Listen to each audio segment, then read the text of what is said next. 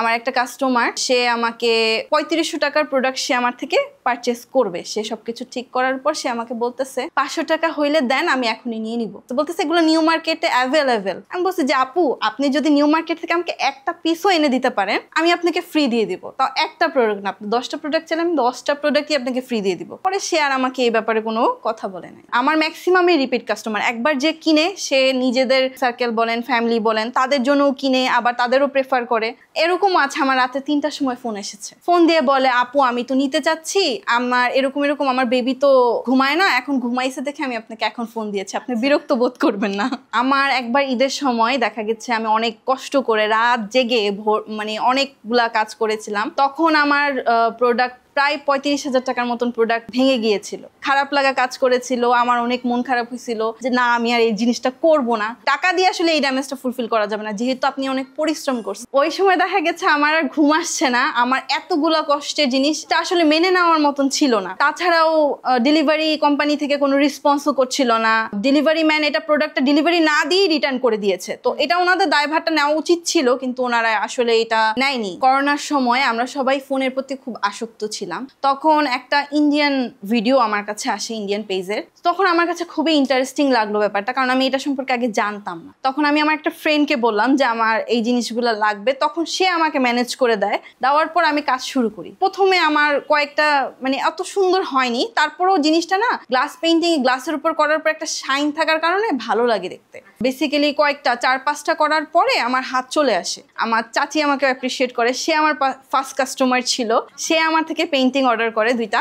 তারপর থেকে আস্তে আস্তে শুরু হয়, মানে আমি বিজনেস করবো যেটাই ভাবিনি। পরে যখন আস্তে আস্তে করলাম তখন ভাল লাগলো, তখন মাথায় আইডিয়া আসলো এটা তো আমি আসলে সেল করতে পারি। আমার কাস্টমার অ্যাকচুয়ালি এখন আমার মানে ফ্যামিলি মেম্বারের মতন হয়ে গেছে, তারা মোটামুটি আমার বোনের মতনই। এত আন্তরিকতা চলে আসছে এবং তাদের কথাবার্তা শুনলে মানে নিজের কাছেই ভালো লাগে যে না এদের কাজ করে দিচ্ছি।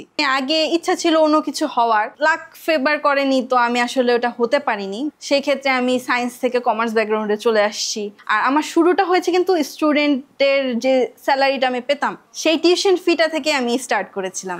দেখা যায় যে ডেলিভারি ডেটের আগে থেকে আমাকে পোক করা শুরু করে, আপু কবে পাবো এটা হাতে কবে পাবো। তো সেই ক্ষেত্রে দেখা যায় যে একটা তাড়া থাকে যে না আপুকে তো টাইম যেহেতু দিয়েছি আমি, তাড়াতাড়ি দিতেই হবে। আমার অর্ডার যখন অনেক বেশি থাকে তখন আমার রাত জেগে বলেন, দিন জেগে বলেন, ঘুমটা বাদ দিয়ে আমার বেসিক্যালি কাজ করতে হয়। খাওয়া দাওয়ার কথাও মনে থাকে না যে আমি কাজ করতেছি, আমার আগে কাজটা শেষ করতে হবে। তারপরে কাস্টমার দাম নিয়ে একটু ঘ্যান ঘ্যান করে, আর ম্যাক্সিমাম কাস্টমারই রাজি হয়ে যায়। আমার টার্কিশ পেন্টিং গুলার প্রতি ফ্যাসিনেশন হয়েছে হলো গিয়ে বাণিজ্য মেলায় গিয়ে। তো দেখা যায় ওদের পেন্টিং গুলো খুবই সুন্দর হয়। তো দেখা যায় সবাই তো আসলে ওই বাজেটে কিনতে পারে না, ম্যাক্সিমামে কিনে, যারা কিনে আমি তো ওখানে কখনো ভিড় ছাড়া দেখি নাই। তো আমার ওখান থেকে আশা হলো যে আমি এটাও শুরু করব। পরে টার্কিশ পেন্টিং গুলো করলাম, 10 ভাগের 1 ভাগ প্রাইজে আমি সেই টার্কিশ মানে পেন্টিং গুলা প্রেজেন্ট করতে পারছি। সবসময় দেখা যায় কাচের উপরে ডিজাইনটা সেম টু সেম আসে না, সেই ক্ষেত্রে আমরা কাস্টমারকে বলে দেই যে একটু 19-20 হতে পারে আপু, সেক্ষেত্রে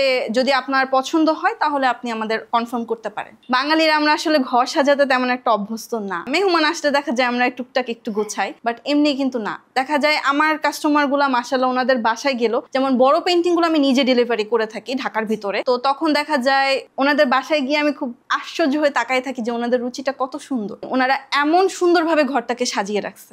সবচেয়ে বেশি পেন্টিং যে নিয়েছিল তার বাসায় আমি গিয়েছিলাম, তার বাসায় গিয়েও আমি খুব অবাক হয়েছিলাম যে মানে আসলে মানুষ অনেক শৌখিন, তার প্রত্যেকটা জিনিস এত সুন্দর, মানে খুব মানে সে চুজ করে করে জিনিসগুলা একদম অ্যাজ ইট ইজ সেট করেছে যে কোথায় কোন জিনিসটা ভালো লাগবে।